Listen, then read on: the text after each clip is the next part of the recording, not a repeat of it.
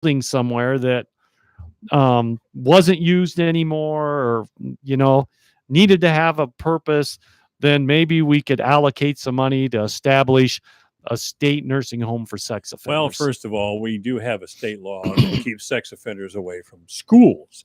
They can't even live or be 1,000 feet from a school. Right. But arguably, people who are old and infirm, and in some cases not mentally competent, are more vulnerable than children. But we can't do anything to keep a sex offender who might be living across a hallway from doing that. I mean, it's absurd. I know. I agree. As far as a building is concerned, my God, we have empty schoolhouses all over the state. Can't we convert them? I mean, the county or city or state will sell it to them. We'll sell it to the state for $1 to get it. Exactly. So then we have to find the money. So I think finding the building is probably the easy part. Doing an appropriation to fund it will be the tougher part. Well, I would think don't any of the legislators have elderly relatives or are in care centers, for God's sake? I mean, where is their sense of responsibility? This really is a public safety issue. Yeah, I agree. That's why, on behalf of you, buddy, I'm digging in. You're the man, Scruffy. I'm trying to figure out when was that Pomeroy incident? God, that must have been 8, 9, 10 years ago. It's been quite a while. It was an outrage. Yeah. And the pervert, by the way, went on to reoffend. He was over in a center for elderly perverts in Waterloo or something. Or not for elderly perverts, but for elderly people. And he did it again. I know it. For God's sake. I mean, why not? Why not? I mean, there was nothing stopping him. There was no further punishment. He was 84 years old. He has since passed away, which is no great loss, by the way. But yeah, he was a serial offender, and he could have cared less. Yeah. I mean, somebody is abrogating their responsibility here. I mean, if the Department of Inspections and Appeals, that's a rather remarkable position for them. But they said they will oppose it. So they will oppose it on what? Privacy grounds for a pervert? Yeah. Well, they said it'll end up in a lawsuit, and who's going to sue? The pervert? Yeah. Well, probably the ACLU on behalf of the pervert.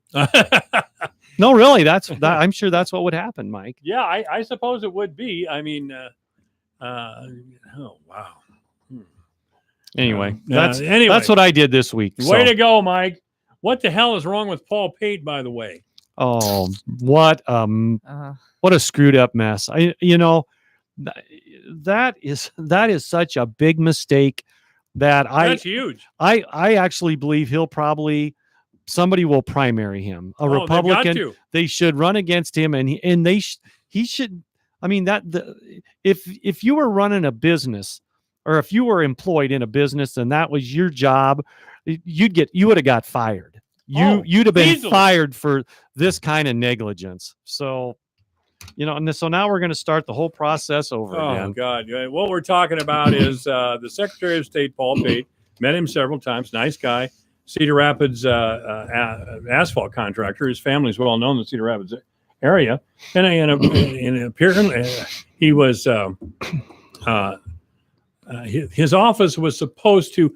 What were they supposed to do? They had to file public notice in so many papers in each congressional district. Right. That talked about the constitutional amendment. Whenever you want to change the Constitution, add an amendment, this is the process you have to go through. And we were going to have in our state constitution, the Second Amendment right to carry arms and possess arms was going to be enshrined. And because Paul Pate can't run his office, and apparently grossly incompetent. Are you sure it's a case of gross incompetence, or is there some anti-gun nut in his office, or is he? Because that is a major screw up. I think, but on that point, Mike, we actually Republicans believe that it was gross negligence. But what if that would have been an anti-gun person? That's right. In that office, and they did it on purpose? They in fact have veto power over what the legislators, what the intent the legislatures had passed. Exactly. And so that's what we're trying to think of is that there needs, whether we do it in legislation, but there should be a way for, if it was done on purpose as a veto, the legislature should have some recourse. Veto by a staffer. Exactly. Well, and we had two constitutional amendments. The other one was the governor, if in our situation where the Governor Branstad retired and Lieutenant Governor Reynolds became governor, she did not have the power to make Adam Gregg her lieutenant governor. Right. And so that we had to call him acting lieutenant governor. Exactly. And which is just nonsense. Stupid. Stupid. And so we had an amendment. That whole thing was stupid. And it petty. was just unbelievable that, oh, we don't think that she has the power to name. Well, of course she would have the power. Or what do you want to not have a lieutenant governor? It was a smear. They were trying to make it look like Governor Reynolds was doing something wrong. Yeah. So I mean, most of the things that are said against the president are pointless, false smears. So that we had that change for an amendment that was, so he dropped the ball on that one as well. So now we have to start that one over. Oh, he dropped the ball on that? Both of them. He screwed them both up. So it's pathetic. It's just, well, and then he didn't even show up to which I'm glad he didn't, but he didn't show up to Governor Reynolds' State of the State address. Yeah, good idea. Yeah, well, but I think somebody said he was sick, and that's fine. But it would have taken away from her speech anyway, having him there. So I want to talk to you too about something here briefly that has to do with a major crime that occurred in our city in the last few months. A young man has been accused. He has not been convicted or even tried. A young man has been accused of a double murder. It is alleged that he shot two people to death right out here in the alley behind this building. Now, I'm bringing this up because this is the same young man who was convicted of burning down the mayor's business, Bemrick Electric. And he was sentenced to 30 years in prison for that crime. He was out in 3. 30 years to 3. And very shortly after his release, there was this double murder. We need to have more faith in our justice system than that. What can the legislators, you folks, do about such nonsense? Well, I mean, I'd have to see how that happened, Mike, but that seems like, we have the minimums for time incarcerated. That's all in Iowa code. And so that's in there. But to go from 30 to 3, man, that seems like that's a big deal. I was told, and I don't have this, it's a rumor, I should even say, that I can't say it's rumor. I'm told it's up to the Department of Corrections. That if the Department of Corrections feels that, where they don't have enough space in prison or enough budget, and they consider this more of a low-level offense, a major arson, they'll just, on their own initiative, cut somebody loose who's been sentenced and tried and sentenced to 30 years. Well, okay, 3 must be enough then. And I'm not getting that. They'd have to go in front of the parole board, Mike. They probably would. Or are you saying they skip that process? I don't know if they skipped that process or not. That part I do not know. But it was in the Fort Dodge Messenger, and I remember when he was tried. It was kind of a big story. Mayor Bemrick is here every Thursday, and we talked about it, and we wanted to make sure that justice was done in this regard. Yeah, he had a very and deserved 30-year sentence, and he's back out, and obviously back out, and now he's back in, but with with some tragic results. I will get the answer for that because as you know, the Scrapster now is vice chair of the Judiciary Budget Committee. Scrapster's a man, isn't he? Yes. So I have twice a week. I meet with, in the room will be the Department of Corrections liaison. So I will ask him the reasoning, and I don't know if that's a public. If it's a public meeting, if the parole process is public but I will look into that for you and report back as such. This is our hip hop assistant majority leader, Grandmaster Sheep, or whatever he is over here. So, Ann, what do you plan on doing in your next week here as we head into the 3rd week of the Ann Meyer presidency? Wait a minute, we're going to have to go to the phones here. Hey, on 1400 KVFT. Good afternoon. You're on the air. Yeah, what time is the meeting tomorrow? Oh, the eggs and issues, 8:30. Right. 8:30 to 10. Bioscience. 30 to 10. All right. All right. You'll be there. I know who that is. Yeah, we should talk about that. Again, remind everybody again, if you don't want to ask a question of our legislators during the legislative hour here every Friday at 3, that's fine. But once a month through the session, the legislative session, they make themselves available out of Iowa Central. And this Saturday, tomorrow, is the first one. And as Representative Sexton mentioned earlier, that he will be present as well, Representative Marr and Senator Kreinbrink. And we hope to see is it Representative Bacon? Yeah. Yep. Representative Bacon. And Senator Bain from Boone, who's always a riot, by the way. So we hope to do that. And let me get back to the question now to you, Ann. How are you going to spend your next week here? What work will you be on? All of my committees will meet next week. Okay. Again, and I will be. And they will be meeting for what purpose? To have bills assigned. So Okay. everyone files bills, or the people that file bills. Is it Speaker that decides which committees they go to, Yeah. and then bills will be assigned, and there'll be a study on that. Have you seen any of the bills coming down the pike yet or not? Yep, I've seen a few. In fact, our Friday. This is Friday. Yesterday morning, I was part of a subcommittee on the SAVE bill, which is the the penny sales tax that was going to sunset in 2023.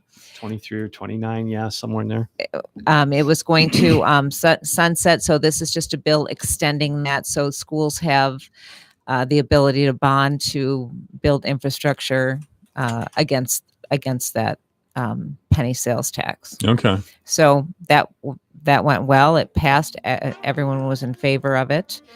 And I believe that will go to committee now. All right. Representative Ann Meyer has been our guest. Thank you so much, Ann. Can I add one more thing before Yes, we of course. break Quickly, away? please. So the Eggs and Issues, of course, is tomorrow, but I will also be having a few town halls that have not been done in the past. I'll have a Badger Town Hall at the Public Library on February 2nd, 10 a.m., and a Duncombe Town Hall February 9th, 10 a.m. All right. Thank you very much. Thank you, Mike. It's 4 o'clock, KVFD in Fort Dodge, Iowa. Fox News is next. A compromise and an ultimatum. I'm Lisa Brady, Fox News. President Trump announcing his support for temporary spending to allow the longest government shutdown in U.S. history to end. This is an opportunity for all parties to work together for the benefit of our whole beautiful, wonderful nation. The stopgap funding would give lawmakers 3 weeks to find common ground on border security. Over the next 21 days, I expect that both Democrats and Republicans will operate in good faith. But he's putting lawmakers on notice. He still believes some kind of border barrier is necessary, and that if he can't get a fair deal, he could still declare a national emergency. Democratic leaders remain opposed to a border wall and say public opinion about the shutdown is on their side. Working people throughout America empathized with the federal workers and were aghast at what the president was doing to them. Hopefully now the president has learned his lesson. But that's Senate Minority Leader Chuck Schumer, but Republican Senator Lindsey Graham says Democrats who supported hundreds of miles of border wall for previous presidents shouldn't waste this opportunity for immigration reform. This is the best chance I've seen since 2006 to get a deal that is a win-win for all of us. Take advantage of it. If you don't, by February the 15th, this president has one choice left: to do it by himself through executive action. The immediate focus, though, is on reopening government. The Senate just passing the temporary spending by voice vote. Swift passage also expected in the House in the coming hours. The president has already said he will sign it once he gets it. All of this coming just hours after flight delays and disruptions blamed on the shutdown at some major airports, including New York's LaGuardia, which halted flights for a time earlier today. The FAA cited staffing issues with air traffic controllers. This is Fox News. Some job recruitment sites overload your inbox with resumes. Mike, it's 4 o'clock. Glassdoor knows not just any will do. From 62 million job seekers, Glassdoor only matches you with qualified candidates who have the skills and experience your small business needs to grow. In fact, Glassdoor hires are 30% more likely to stay with your company longer. And Glassdoor can help you find that perfect candidate in half the resumes. Go to glassdoor.com/hire. Glassdoor. Find the right fit for your business. What's that noise? That's the home security guy. He's installing our alarms. You're going to be safe as clams when I'm done drilling this sucker in. Yeah, maybe we should have gone with Simply Safe. The neighbors love theirs. They set it up in half an hour. No drilling, no wires, no installation fee. And 24/7 professional monitoring is only $15 a month with no long-term contracts. I'll just pop a rug over this hole. It'll be fine. Go to simplysafe.com/radio now to get free shipping on your order and a free keychain remote worth $25. Simplysafe.com/radio. Biden's former longtime advisor, Roger Stone, says he'll plead not guilty to federal charges stemming from the Russia probe, including obstruction, witness tampering, and lying to lawmakers about WikiLeaks, insisting after a court appearance in Florida today that he's falsely accused. Any error I made in my testimony would be both immaterial and without intent. Protesters outside the courthouse in Fort Lauderdale, supporters of the president occasionally shouting back at them. Stone also insisting he won't make up lies to save himself and says he will never testify against the president. President Trump tweeting earlier today, no collusion, and again calling the Russia probe a witch hunt. Even as Congress prepares for new talks on immigration issues, one change is now in effect. Many asylum seekers will have to wait in Mexico while their cases move through U.S. courts. Homeland Security says many Central Americans who try to enter the country illegally, including those who claim asylum, will no longer be released into the country. They will instead get a notice to appear for a court date and then returned to Mexico. Immigration attorneys like Jonathan Montag in San Diego say there's some confusion here. They need to figure out all the logistics, like if they can't receive mail, how are they going to find out about their hearings, and how are attorneys going to work with these people? Because we're not necessarily authorized to do work in Mexico. Mexican officials say the U.S. will return 20 migrants a day to them while their asylum claims are processed.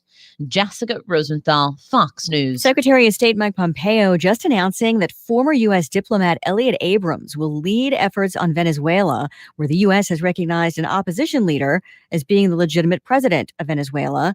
There is a Security Council meeting on this tomorrow at the United Nations. Pompeo says Abrams will be with him for that meeting. I'm Lisa Brady. This is Fox News. Your news, your town, your station. KVFD News when it breaks. Good afternoon. I'm Alex Benzagal with the KVFD Afternoon News. The Fort Dodge City Council earlier this month voted against a housing development proposed by KDG LLC of Columbia, Missouri on the east side of Fort Dodge on North 32nd Street. Fort Dodge City Councilman Dave Flattery said yesterday on the Divine Intervention Show that they need to be more strategic when it comes to providing housing to the Fort Dodge community. The staff, the city, the council have got to do a better job of strategically locating these types of development. And I think we learned our lesson and we're looking for that. There is a real need for this type of housing. Flattery says the council probably made the right decision to reject the development plan, but is hopeful other developers will step up to provide housing in the community. Authorities say firefighters discovered the body of a man inside the charred remains of a Boone County house. Firefighters were sent early Thursday morning to the home just northwest of Boone. Fire officials say the body was so severely burned that identification could take several weeks. Firefighters say some dogs also died in the fire while others survived. Investigators suspect a wood-burning stove may have been involved in starting the fire. The parents of a missing Marshalltown teen held a news conference at the city library to ask for help in finding their son. 13-year-old Corey Brown left his home late Tuesday night, apparently after a discussion with his parents, who took away his cell phone as punishment. His dad, Craig Brown, spoke directly to his son. Corey, if you're out there, bud, you're not in trouble. Just come home. And if anybody has any information, you're not going to get in trouble either. Just please call the Marshalltown Police Department. We love you, bud. Anyone with information is encouraged to call Marshalltown Police Department at 641-754-5725 or Crime Stoppers at 641-753-1234. Information can also be sent by texting the word Marshall with any information to 274-637 or online at marshalltowncountycs.com.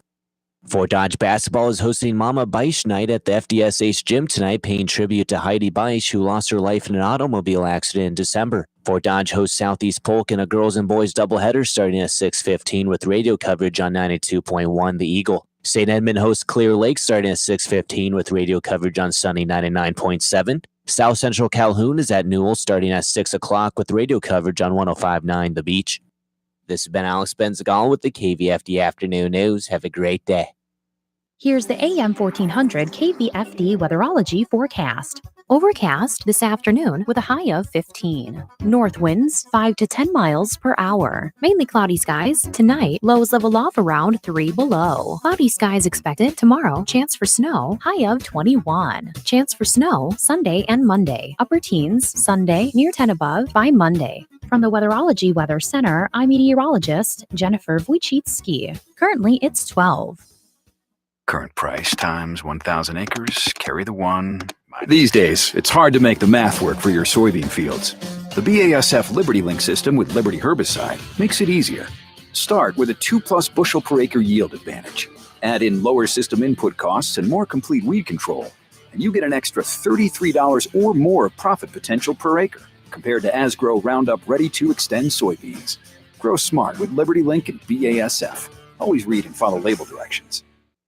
Mark Patrick Hypnosis is coming to Fort Dodge on February 6th for one day only. Lose weight or stop smoking now through hypnosis. Join over 500,000 people who have stopped smoking and lost weight the Mark Patrick way. The Weight Loss Hypnosis Seminar is Wednesday, February 6th from 5:30 till 7:30 p.m. The Stop Smoking Hypnosis Seminar is from 8 till 10 p.m. Both are at the Quality Inn and Suites on Highway 169 South, Fort Dodge. Registration starts 30 minutes prior to the sessions. Seating is limited, so get there early to reserve your spot. Attend these life-changing programs for only $49.99 and learn how the power of hypnosis can help you achieve your goal to lose weight or stop smoking without any willpower. 100% guaranteed. So whether you need to lose weight or want to stop smoking, join Mark Patrick Hypnosis Wednesday, February 6th at the Quality Inn and Suites on Highway 169 South, Fort Dodge. Doors open 30 minutes prior to seminars. For more information, go to markpatrickseminars.com.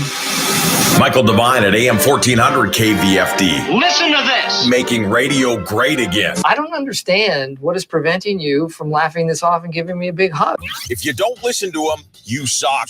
He's sneaky, but he's right. Michael Devine at AM 1400 KVFD. Well, some would say Nevin Mulholland sucks after. And the reason that would be because he's not here talking sports like he should be. Talking sports. Anyway, this is AM 1400 KVFT, the voice for Dodge. Maybe it's just as well because I have the sports genius in the room right now, Randy Coleman. How are you, Randy?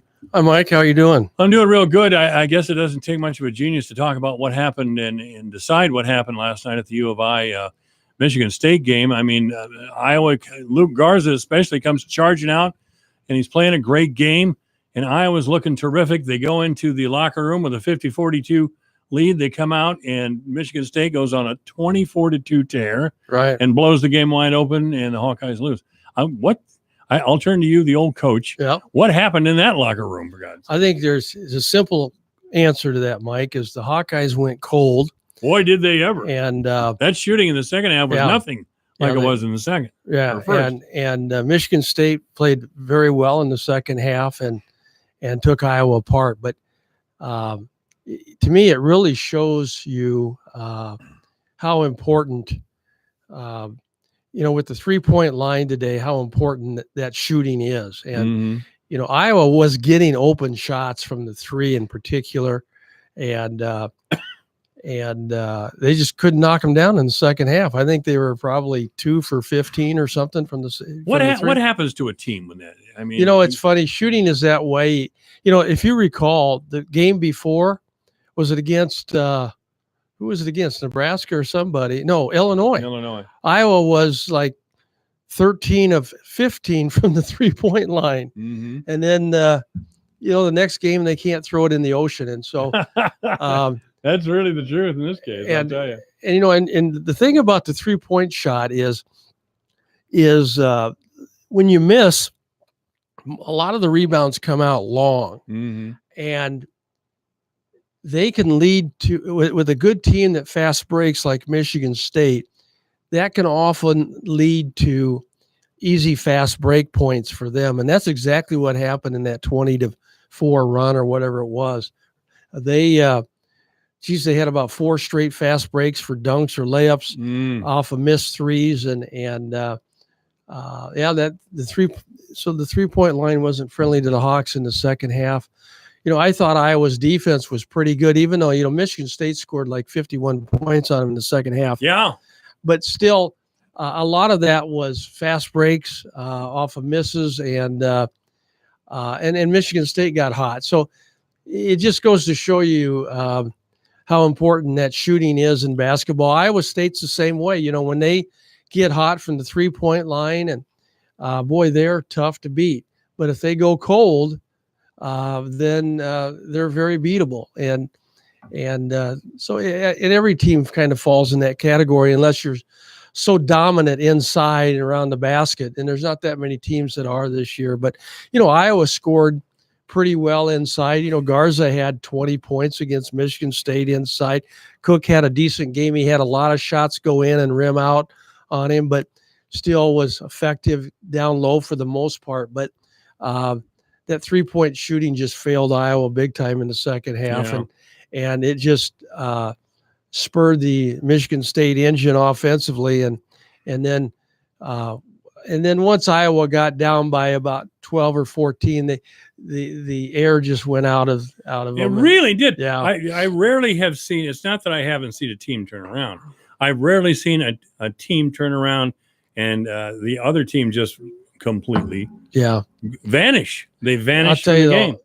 Michigan State they're a top team. They're really good. Rated number 6 in the country. Yeah. They should be too. Yeah, and I'm not so sure they're higher than that. Really, they should be. I mean, they've got one of the best point guards in the country. Pretty good coach too. I like Tom. Oh Izzo. yeah, Izzo's a great coach. And then they've got, if you noticed, they've got like 15 fouls at the 5 spot because they've got 3 big men they run in and out of there to play defense on Iowa's bigs, and they've got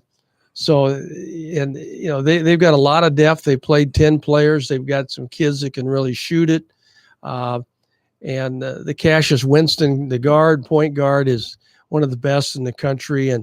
And Ward is the big 6'10", 270-pound center inside that's really improved his game because he's now hitting that 15-foot jump shot along with, the stab shots around the basket. They're tough to beat. And they, that Michigan State always plays good defense. And so, it was, Iowa gave it a run, but there's no question Michigan State is the better team. And hopefully the Hawks can bounce back. And they've got another tough game coming up pretty quick with an outstanding Michigan game. And so there's never, in the Big Ten this year, if you have a letdown, you're going to get beat whether you're at home or on the road. So you just got to have a short memory and go on to the next game. What do you do? Yeah, there's nothing else to do. Yeah, it's Iowa won. They started off 0-3, and everybody was ready to fire McCaffrey, including me and Nevin both. And then they go on a 5-game winning streak in the Big Ten, and then you forget Iowa's still ranked in the top 20, and so we'll have to see if they can bounce back and continue to play well like they have been, because really they had a 4-point lead at halftime, and then if you remember last night they came out and outscored Michigan State like 6-2 right off the bat at the start of the second half and got up 8 on Michigan State. And boy, you were thinking, boy, this is looking good. And then all of a sudden, Michigan State turned it right around on them real quick, and Iowa never recovered. Boy, I couldn't believe how bad that how bad the Hawkeyes looked second time around. Yeah, I mean, wow. What's disappointing to me though is and I don't know if it's because of McCaffrey and people are worn out with him or what, but the Iowa crowds this year have not been real good. I mean, they have not had a sellout. They didn't even sell out the Iowa State game. They didn't. And that's really sad. Because I remember the days when, heck, even when Steve Alford was there, it was sold out by season tickets. You couldn't get a ticket into Carver Hawkeye back in those days. And Tom Davis had with his good teams, they were selling out. And I was texting with a friend of mine, one of those guys who left our little hometown and went to school at the University of Iowa. He never came home. Still there. And he says he could never get back into Iowa basketball since the dark and evil Steve Alford days. Yeah. Alford finally got blown out at the University of California, by the way, Los Angeles, Yeah. UCLA.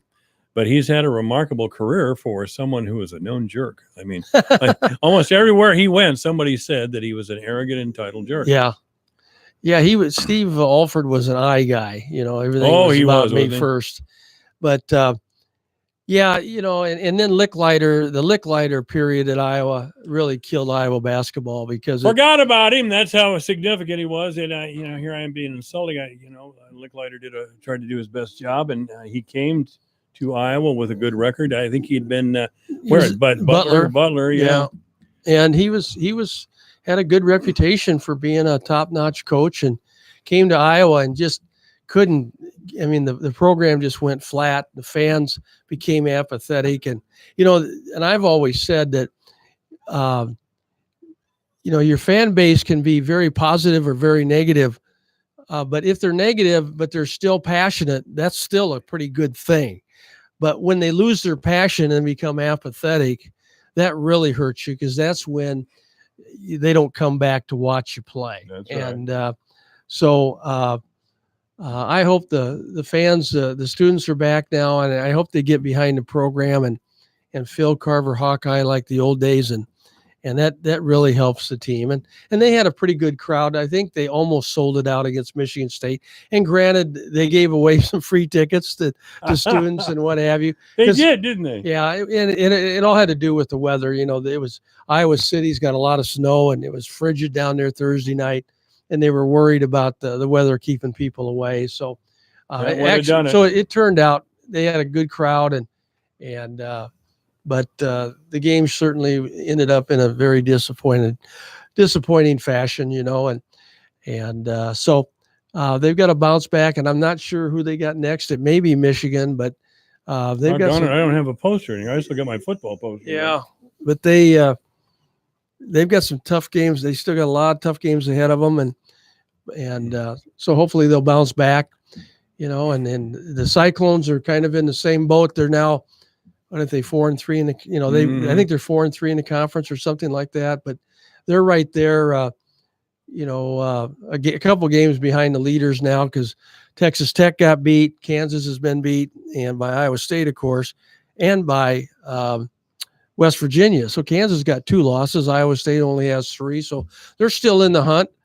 And I really wanted Iowa State to beat Kansas twice in the season. Yeah, they played very well in that game. They just couldn't quite finish. And to Kansas's credit, they really changed the momentum in that game late in the game, and they played a good game. Came back and beat the Clones. But Kansas is beatable this year. They lost their big man. He's injured for the rest of the year, and so I think they're going to lose some more games in the Big 12, I believe. And so I think the Big 12 is going to be up for grabs. And heck, the winner could have as many as maybe 4 losses and still win that conference, So, but, again, it kind of goes back to basketball's changed with that 3-point line. Everybody's taking threes, and if you're hitting them, you can win. If you're not hitting them, you're going to get beat. It's a lot better game. I don't care, since we have the focus and emphasis on 3-point plays. James Harden has changed the National Basketball. Oh yeah. What and I don't know. They were talking about this morning on SportsCenter. I don't know how he gets away with that double step. I mean, he dribbles hard down the lane.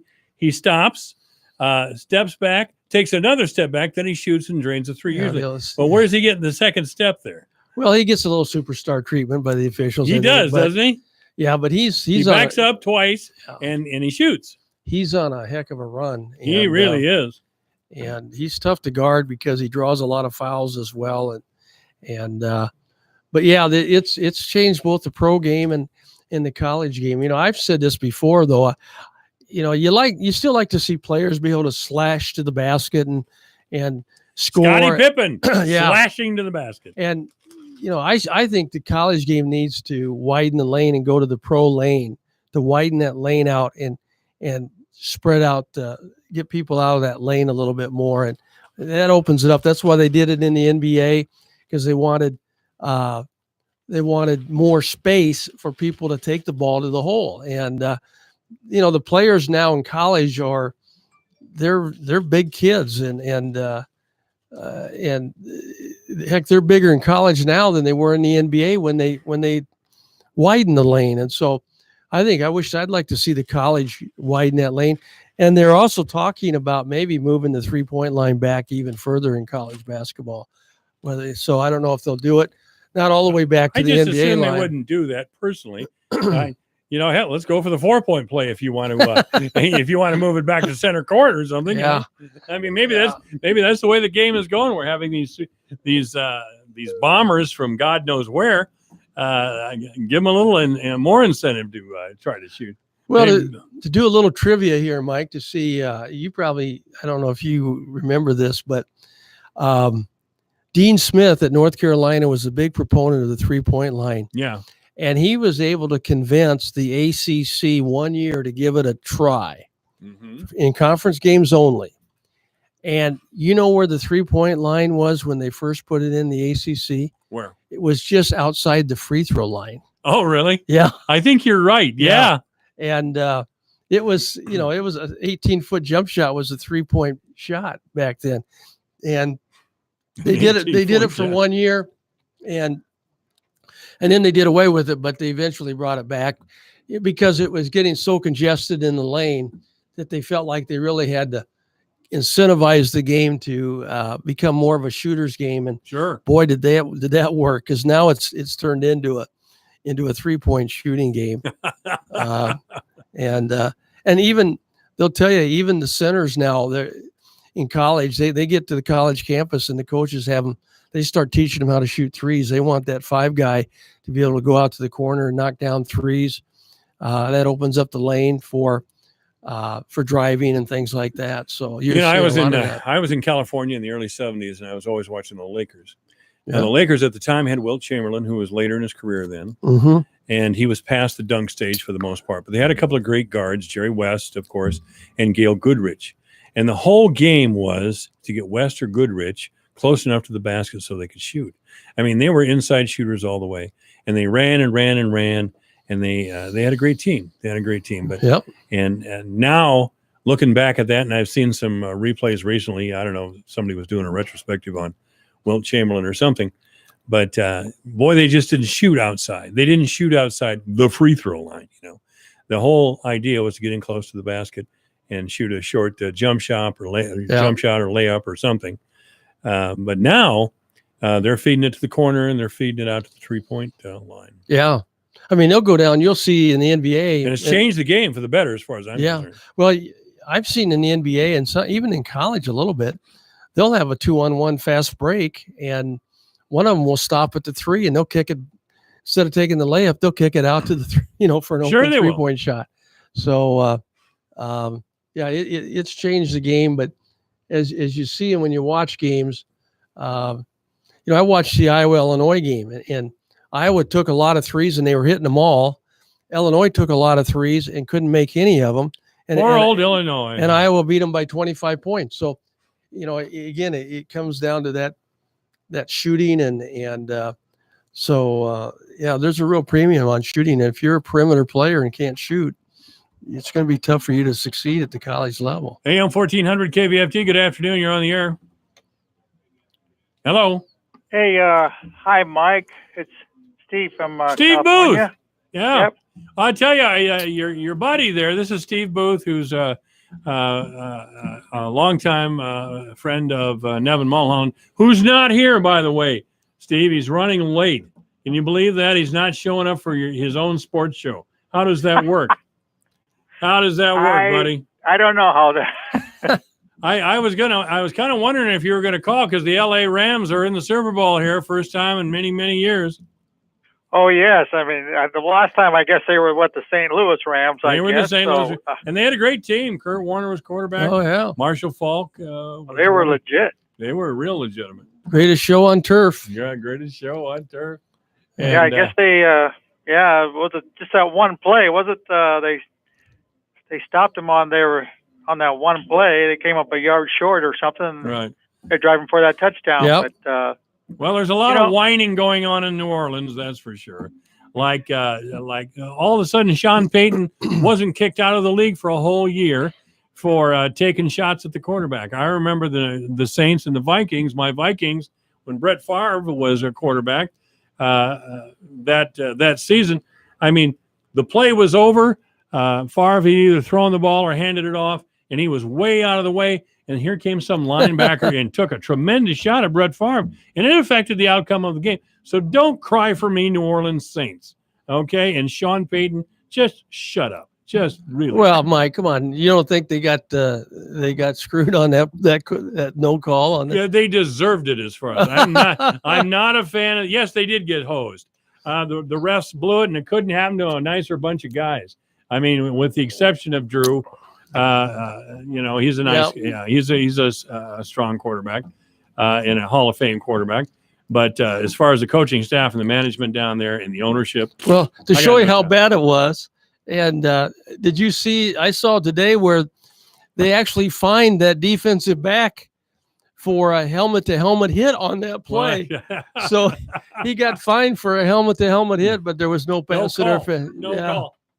So no call. But and we could make a case that the Chiefs got screwed too. Yeah. I mean, what was that? Roughing the passer, yeah. What a ridiculous call that was. That was a bad one. That was terrible. So what are they saying out in L.A., Steve, about the Rams? They think they're going to beat them? They're going to win it all? I mean, I think so. Of course, you gotta be pulling for them and all that. But I don't see why not. I think it'll be like a lot of them. I don't think that the Rams can,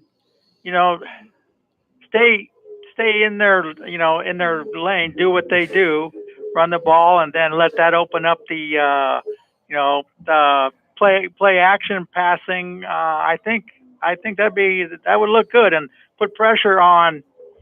Just let the front four put pressure on Brady, and then keep the other guys back in the passing lanes. And I think they got a good shot. Yeah, I agree. I think it's too bad they don't have Cooper Kupp. They miss him. He's an outstanding receiver for him that got injured. But yes. And then Gurley I don't think Gurley's healthy. They're using the other guy more than they are using Gurley. Gurley only had 10 yards rushing in the playoff game last week, I think it was. So they've kept him on the sidelines. I don't know. Hopefully 2 more weeks like this and he'll be ready to go, because he's a weapon when he's healthy. Oh, he's awesome. Yeah. I mean, like you say, you put that running game, then like you say, it opens up the play action and all that. And I'd like to get maybe one quick thing in here. You guys can talk. You're talking those 3-pointers? Yeah. Last Wednesday, New Jersey Nets and Houston Rockets, they took 100 3-point shots. Whoa. Is that right? In one game? 100. That's crazy. 3-point shots. And Houston took 70 of them. I mean, That's just a hoop fest. Oh, that's just a hoop fest. I mean, what the heck? That is a hoop fest. There's no doubt. Yeah. Well, listen, I don't know if we're getting Mulholland in here or not, but I'll tell him you called and he wasn't here. But I'll certainly rub it in that he wasn't there. Well, thank you. So okay, give us a prediction. As long as you're on the phone with us, we gotta go to news. But give us your prediction. What's going to be the score of the Super Bowl? Let's go 35. I don't know, what could it be? 32, 35-30. How about 35-30 Rams? How about that? Oh, I'll buy that. I'm pulling for the Rams this time. Everybody hates the Patriots. The Patriots. We're tired of them. Yes. My God, if I see Tom Brady's face one more time. All right. Hey, thanks, Dave. Thank you. See you, Steve. AM 1400 KVFD. Michael Devine at AM 1400 KVFD. Listen to this. Making radio great again. Can I ask you something, but without you taking it the wrong way? Sure. Are you stupid? Michael Devine, the mayor of Manville. It's a fancy title for a part-time job. Michael Devine at AM 1400 KVFD. Okay, 4:32. The news is next. Randy Kuhlman and I will be back talking sports at AM 1400. Midstate Plumbing and Heating shows their support year-round to the families in our community whose loved ones risk their lives for our freedom. Whether it's here in the United States or in another country, they've put their lives on the line to protect our way of life. Their commitment and sacrifice will never be forgotten. This message has been brought to you by Midstate Plumbing and Heating for residential or commercial plumbing in and around Fort Dodge. For repairs, new installations, and more, call Midstate Plumbing and Heating. If you are considering buying an annuity, I have some urgent news for you. Don't even think about buying an annuity until you review our free annuity comparison report. This free report compares over 1,400 annuities from America's largest annuity database. Do you need retirement income? The report shows over 100 income annuities and highlights the safest companies that provide the most guaranteed retirement income. Looking for the highest guaranteed returns? The report reveals the annuities that have the highest rates and lowest fees. You'll also discover which annuities offer the highest potential returns with no market risk. Grab a pen right now to receive your free annuity comparison report. To receive your free no-obligation annuity comparison report, simply call 1-800-920-5760. Call 1-800-920-5760 because research can save you thousands. 800-920-5760. 800-920-5760. Brought to you by Brooks & Company. Your news, your town, your station. KVFD News when it breaks. Good afternoon. I'm Alex Benzagal with the KVFD Afternoon News. The Fort Dodge City Council earlier this month voted against a housing development proposed by KDG LLC of Columbia, Missouri on the east side of Fort Dodge on North 32nd Street. Fort Dodge City Councilman Dave Flattery said yesterday on the Divine Intervention Show that they need to be more strategic when it comes to providing housing to the Fort Dodge community. The staff, the city, the council have got to do a better job of strategically locating these types of development. And I think we learned our lesson and we're looking for that. There is a real need for this type of housing. Flattery says the council probably made the right decision to reject the development plan, but is hopeful other developers will step up to provide housing in the community. Authorities say firefighters discovered the body of a man inside the charred remains of a Boone County house. Firefighters were sent early Thursday morning to the home just northwest of Boone. Fire officials say the body was so severely burned that identification could take several weeks. Firefighters say some dogs also died in the fire while others survived. Investigators suspect a wood-burning stove may have been involved in starting the fire. The parents of a missing Marshalltown teen held a news conference at the city library to ask for help in finding their son. 13-year-old Corey Brown left his home late Tuesday night, apparently after a discussion with his parents, who took away his cell phone as punishment. His dad, Craig Brown, spoke directly to his son. Corey, if you're out there, bud, you're not in trouble. Just come home. And if anybody has any information, you're not going to get in trouble either. Just please call the Marshalltown Police Department. We love you, bud. Anyone with information is encouraged to call Marshalltown Police Department at 641-754-5725 or Crime Stoppers at 641-753-1234. Information can also be sent by texting the word Marshall with any information to 274-637 or online at marshalltowncountycs.com. Fort Dodge basketball is hosting Mama Beisch Night at the FDSH gym tonight, paying tribute to Heidi Beisch, who lost her life in an automobile accident in December. Fort Dodge hosts Southeast Polk in a girls and boys doubleheader starting at 6:15 with radio coverage on 92.1 The Eagle. St. Edmund hosts Clear Lake starting at 6:15 with radio coverage on Sunny 99.7. South Central Calhoun is at Newell starting at 6 o'clock with radio coverage on 105.9 The Beach. This has been Alex Benzagal with the KVFD Afternoon News. Have a great day. Here's the AM 1400 KVFD weatherology forecast. Overcast this afternoon with a high of 15. North winds 5 to 10 miles per hour. Mainly cloudy skies. Tonight, lows level off around 3 below. Cloudy skies expected tomorrow. Chance for snow, high of 21. Chance for snow Sunday and Monday. Upper teens Sunday, near 10 above by Monday. From the Weatherology Weather Center, I'm meteorologist Jennifer Wojcicki. Currently, it's 14.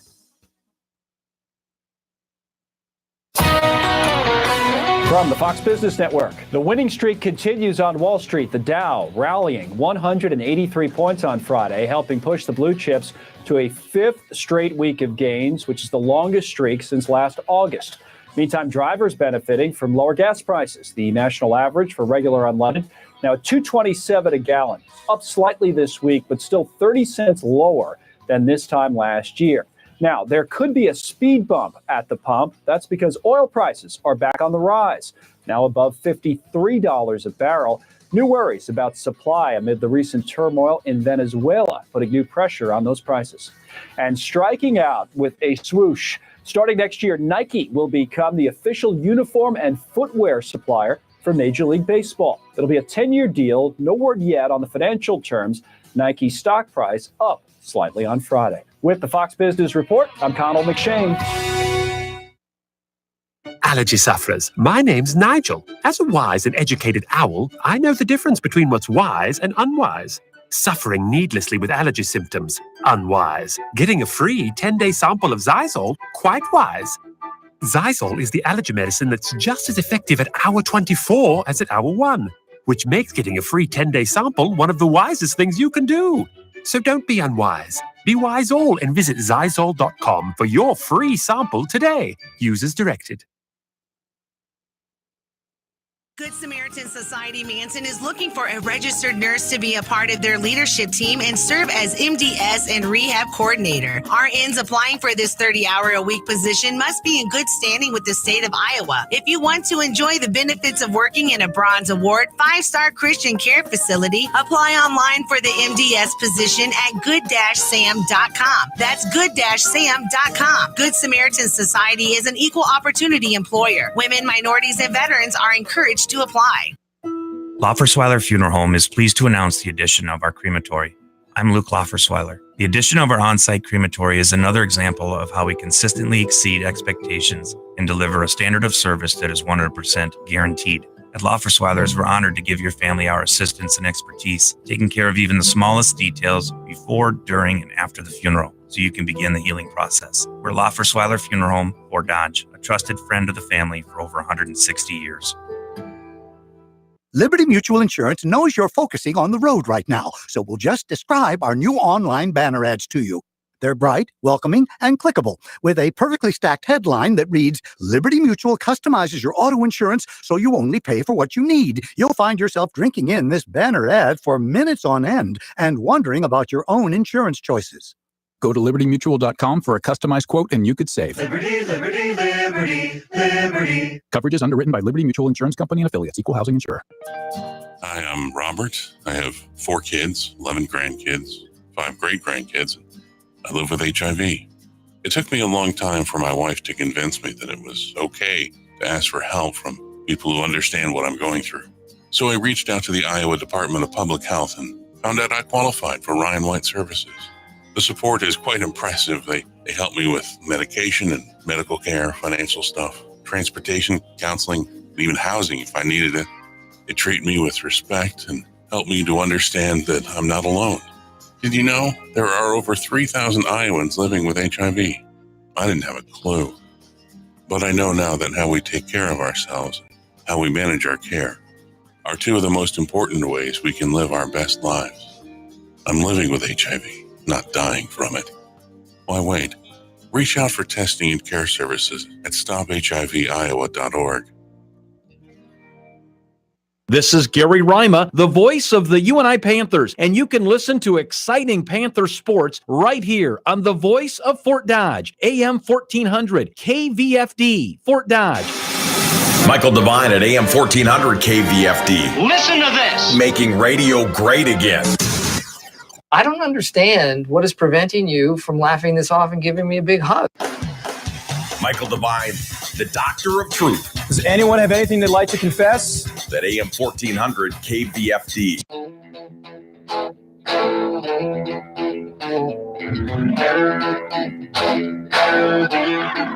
All right, this is AM 1400 KVFD, the voice of Fort Dodge. This is the time of week we talk sports without Nevin Mulholland once again. It's a no Nevin kind of day. Randy Kuhlman is here, and we have dissected the Iowa-Michigan State game. And I guess it's just human nature that these things happen every now and then. But again, I have rarely seen 2 teams come out after the halftime as changed as I have at the Hawkeye Michigan State game last night.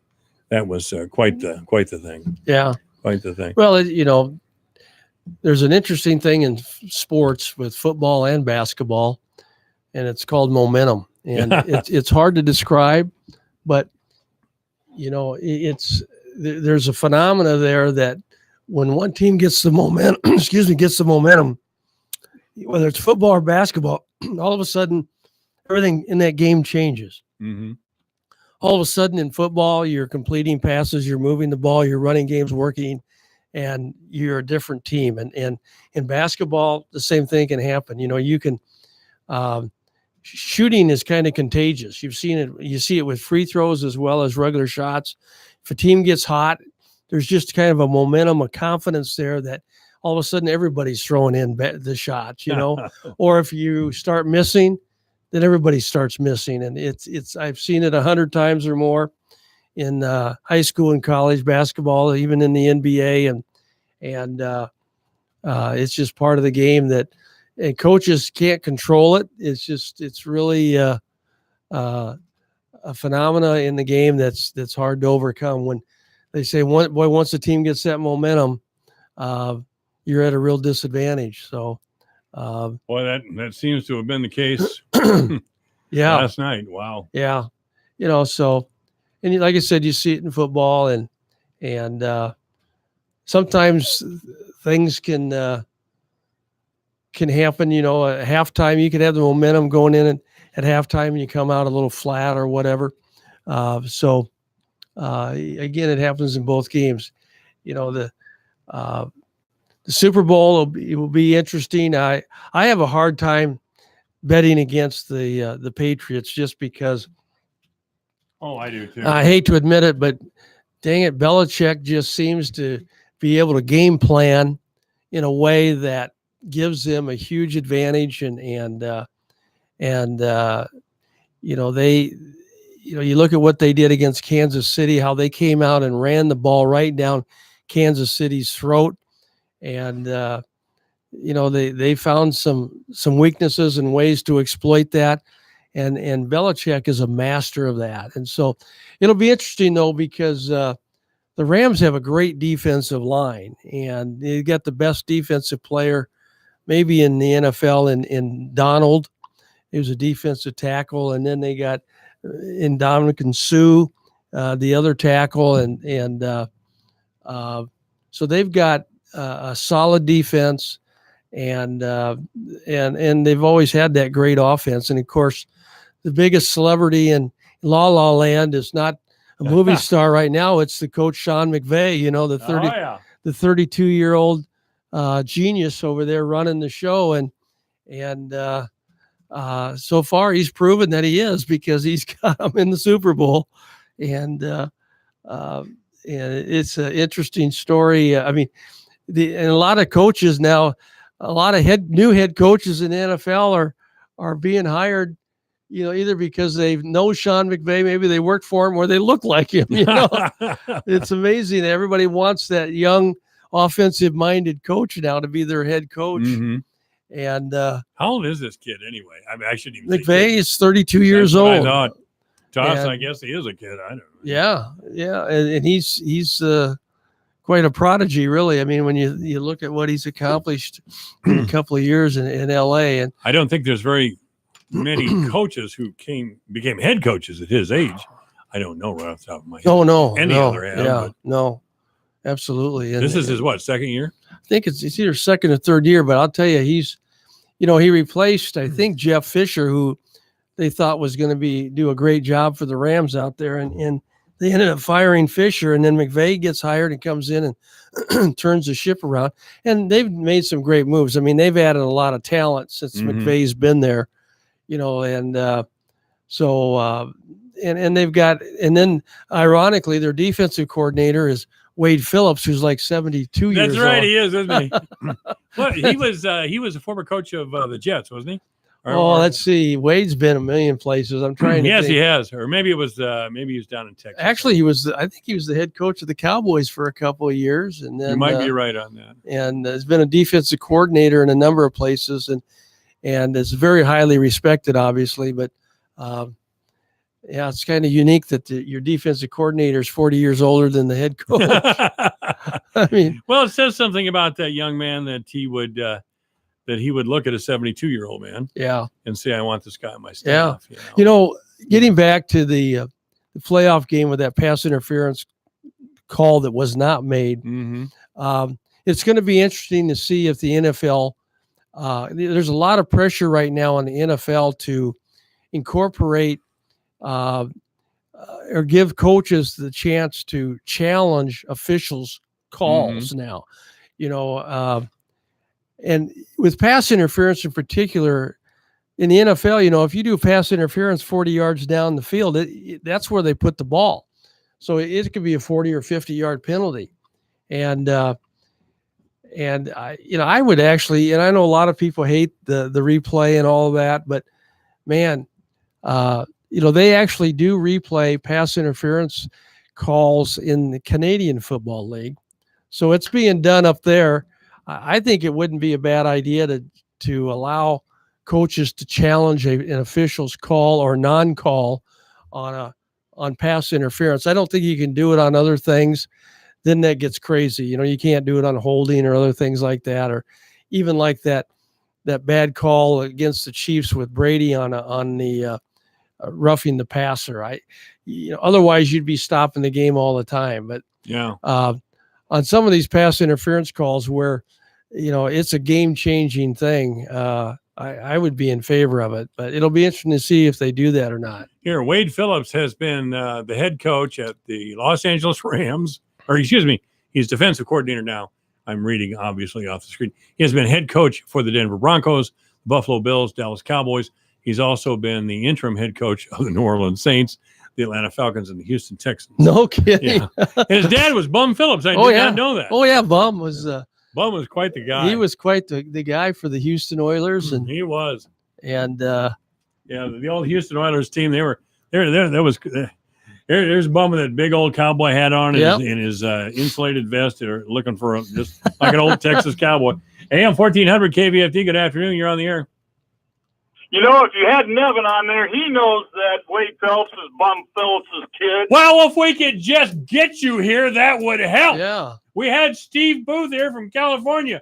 Where were you? Sorry about that.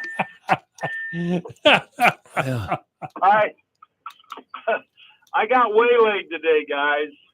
Well, is this going to be an X-rated story or what? What's that? Is this going to be an X-rated story or not? No, I'm not telling any stories. I'm just apologizing for not making it. How the hell did you not know that Wade Phillips was Bum Phillips' kid? How did I not know that? Because I would have thought Bum was closer in age to Wade. I didn't think Bub was that old, but I was wrong. Oh, yeah. I was wrong. Well, the 70s aren't that very long ago to me. I live in the past, as you know. Well, yeah, and God knows you can't remember what happened in the 60s for a very good reason. That's right. I just had too much fun there, Nevin. I keep smiling every time I think of that time. I just don't know why I'm smiling. I bet you do. Well, I thought about hanging out with you and saying the rosary every day, but I couldn't get into it. Oh, I tell you what, the rosary's your friend. The rosary is your friend. So where are you now? You're in your car somewhere. Yeah, I'm in my car. I just got in. I looked and it's 10-5. I go, what's the point? What's the point? Well, here it is. We're talking Super Bowl, and of course we think the Saints got screwed, but I don't mind because I don't like the Saints. And we also think the Chiefs got hosed, which they did. But we're a little premature with Super Bowl picks. Your buddy Booth out in Los Angeles, of course, he picked the Rams. He thinks it's the Rams by 3, 35. Did he say 35-30 or 35? Something like that. 35-30, I think. Yeah. He's picking the Rams. Do you have a pick here, Randy? Do you think it's too early to pick, or? I hate to go against Belichick, even though I hope they get beat. But I think if I was a betting man, I would go with the Patriots, maybe 27-24, something like that. Yeah, well, I don't know if the Rams are going to score that many points. If Todd Gurley is hurt, they're going to put a lot of pressure on the young quarterback. And I think the Patriots may win by a couple of touchdowns. And I don't like taking the Rams. You're going to pick the Rams. I'm taking the Rams. If Gurley's healthy, we need Gurley to be healthy, but I like the Rams. Well, I hope they win. That's my hope. I just Randy and I were talking. It just doesn't seem like the stars are aligned. Here's the interesting thing is you got Belichick, who arguably is maybe his record speaks for itself, maybe the best head coach in NFL ever. And then you got the young prodigy and Sean McVay at 32 years old going against Belichick. That'll be an interesting matchup of coaches. I agree, and I think Sean McVay may be the next great coach out of the ilk of a Bill Belichick. I like Sean McVay a lot. I think he really gets it, and I think they're both great coaches. They are. Belichick is one. Belichick reminds me of Tom Landry. Tom Landry would sit on the sidelines or stand in the sidelines. And of course, he was a guy that always wore an old fedora, and he always had a coat and tie on. Belichick isn't anything like that, but both those guys rarely show any emotion. Landry was a class act, though. He was. Belichick can be a little rough. He's not. Landry was no emotion, but he was always, I thought, very polite and to the media, things like that. Well, and the other thing that you didn't ever hear about Landry, but Belichick, there's always rumors about, how is he trying to gain an advantage? Remember, he was one year they accused him of stealing signals from the other team, and then you got Deflategate and other things. There's always a little controversy around. He rolled out the snowblower that year. Remember that? Well, yeah, I don't understand that about Belichick either. I hear you about bending the rules, if not breaking the rules, to gain an advantage. That's a little disappointing. Well, and then Brady got in trouble for a Deflategate. That was Deflategate. Everything is gate.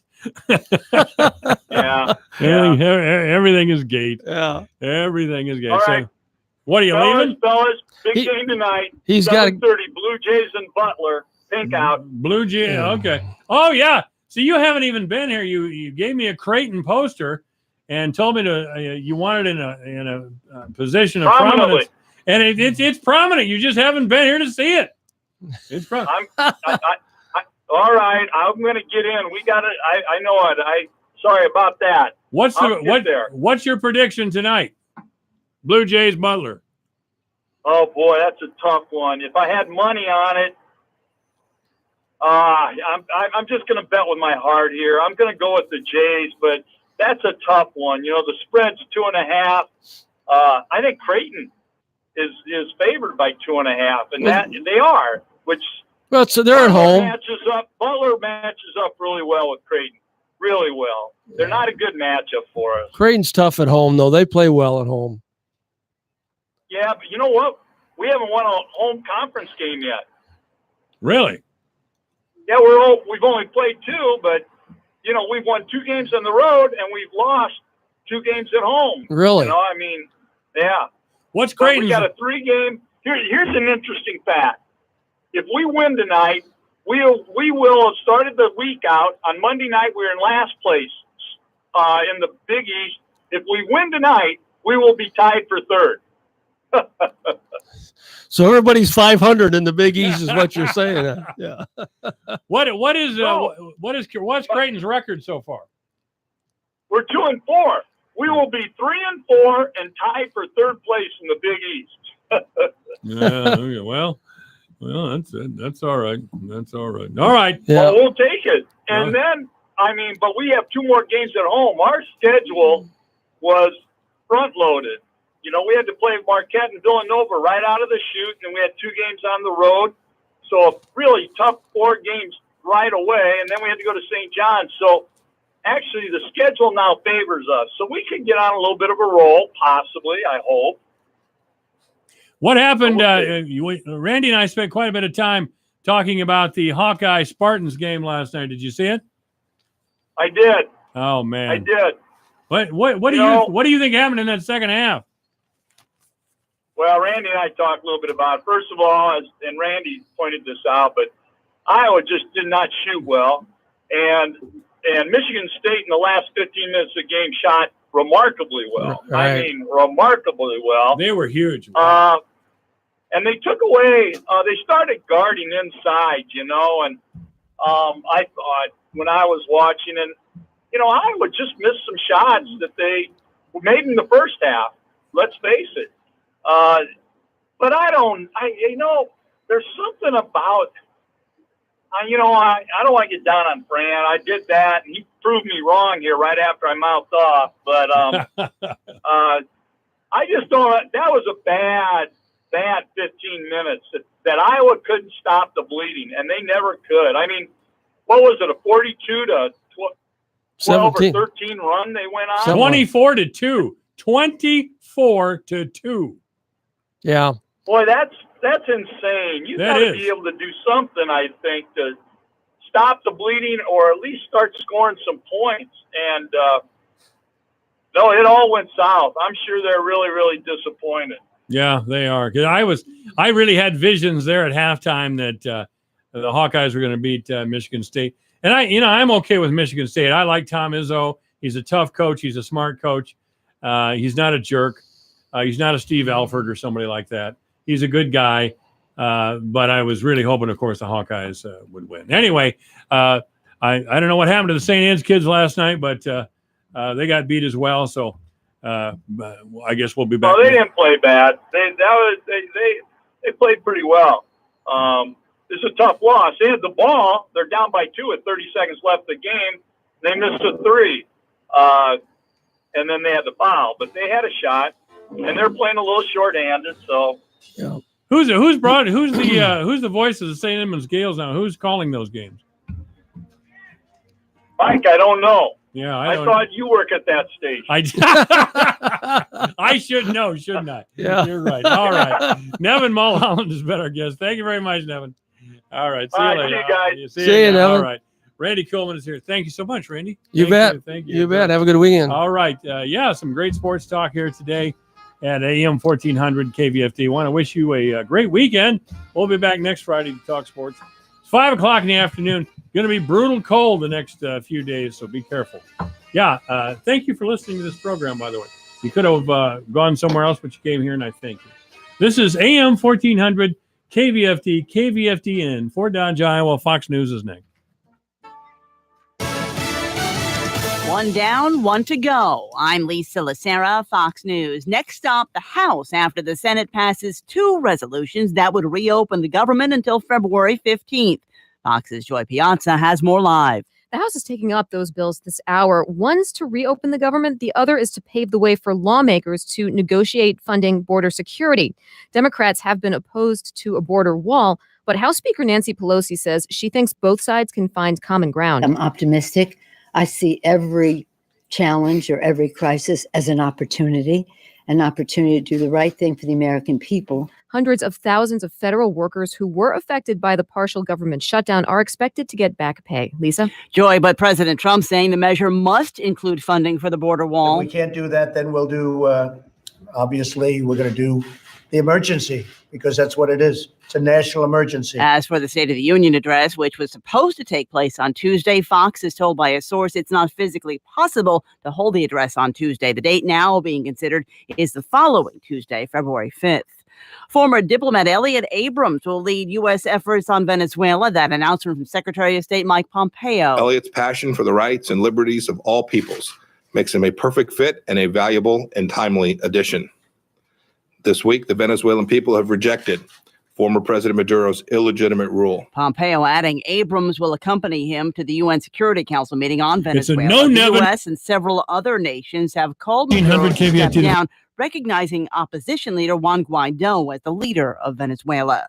Wall Street at the close. Stocks closing mostly higher. The Dow climbed 183 points. The Nasdaq added 91. KVFT S&P rose 22. Tech and industrial stocks wound up with the biggest gains. Apple climbed 3.3%. This is Fox News.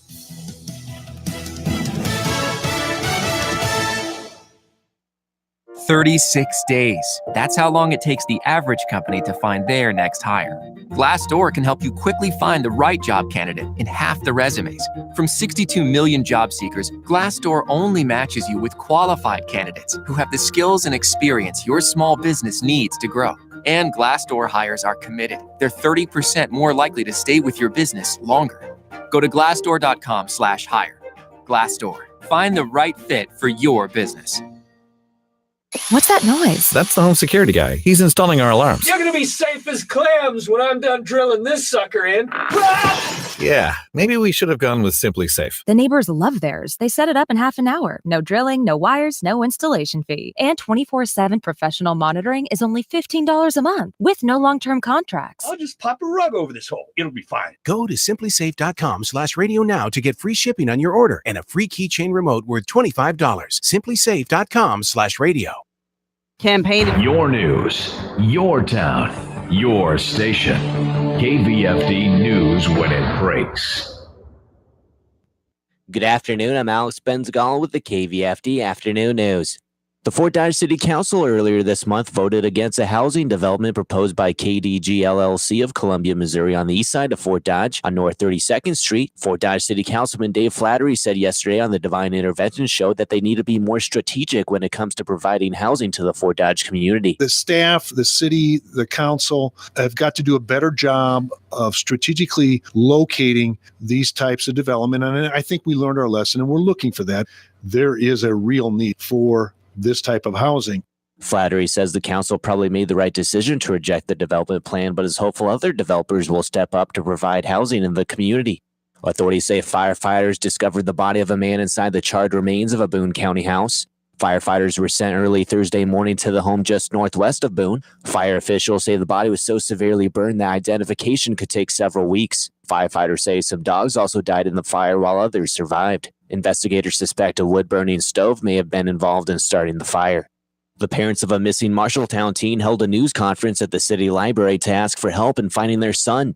13-year-old Corey Brown left his home late Tuesday night, apparently after a discussion with his parents, who took away his cell phone as punishment. His dad, Craig Brown, spoke directly to his son. Corey, if you're out there, bud, you're not in trouble. Just come home. And if anybody has any information, you're not going to get in trouble either. Just please call the Marshalltown Police Department. We love you, bud. Anyone with information is encouraged to call Marshalltown Police Department at 641-754-5725 or Crime Stoppers at 641-753-1234. Information can also be sent by texting the word Marshall with any information to 274-637 or online at marshalltowncountycs.com. Fort Dodge basketball is hosting Mama Beisch Night at the FDSH gym tonight, paying tribute to Heidi Beisch, who lost her life in an automobile accident in December. Fort Dodge hosts Southeast Polk in a girls and boys doubleheader starting at 6:15 with radio coverage on 92.1 The Eagle. St. Edmund hosts Clear Lake starting at 6:15 with radio coverage on Sunny 99.7. South Central Calhoun is at Newell starting at 6 o'clock with radio coverage on 105.9 The Beach. This has been Alex Benzagal with the KVFD Afternoon News. Have a great day. Here's the AM 1400 KVFD weatherology forecast. Mainly cloudy skies tonight with lows around 3 below. Northeast winds around 5 miles an hour. Chance for snow tomorrow, highs around 21. Overcast skies. Chance of snow again tomorrow night, 5 above, cloudy skies. 1 to 3 inches of snow Sunday night. From the Weatherology Weather Center, I'm staff meteorologist Derek Height. Currently, it's 14 degrees.